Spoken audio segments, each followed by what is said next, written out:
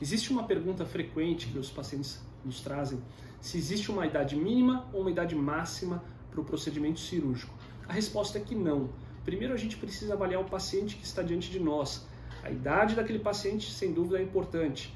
O status clínico daquele paciente, qual que é o grau de mobilidade desse paciente, quais são as atividades diárias que esse paciente realiza, quais são as comorbidades, aquelas doenças que o paciente já tem, elas estão sob controle ou não, elas estão compensadas ou não.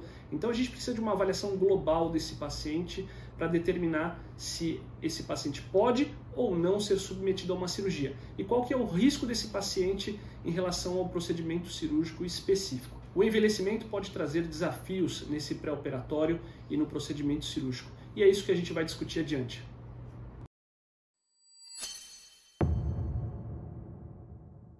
À medida que envelhecemos, nosso corpo passa por transformações e, sem dúvida, essas transformações próprias do envelhecimento vão trazer impacto nessa recuperação, o impacto durante o pré-operatório, quer dizer, durante o ato cirúrgico e no pós-operatório.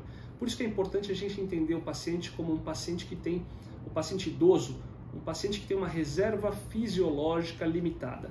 É aquele paciente que pode ser submetido a certas intervenções cirúrgicas limitadas de acordo com a sua reserva fisiológica, para ter uma evolução no pós-operatório adequada.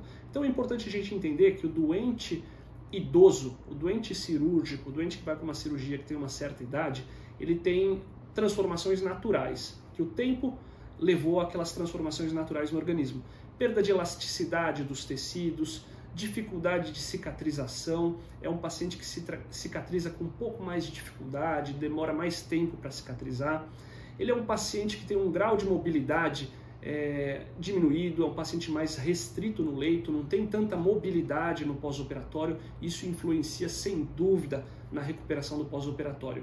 Pacientes que ficam muito tempo deitados num pós-operatório de cirurgia abdominal desenvolvem atelectasia, podem desenvolver pneumonia, podem desenvolver tromboses, que consequentemente trombose venosa, que numa sequência pode evoluir para um tromboembolismo. Então são complicações sérias que a gente tem que diminuir, a gente tem que mitigar essas complicações do pós-operatório com uma avaliação global e específica desse doente. Sem falar que esse paciente normalmente tem doenças prévias, tem comorbidades associadas, pacientes que têm hipertensão, diabetes, colesterol aumentado e outras doenças que a própria idade vem acompanhando esse paciente. Então a gente precisa colocar isso sob controle, colocar isso em foco para ter um pós-operatório adequado.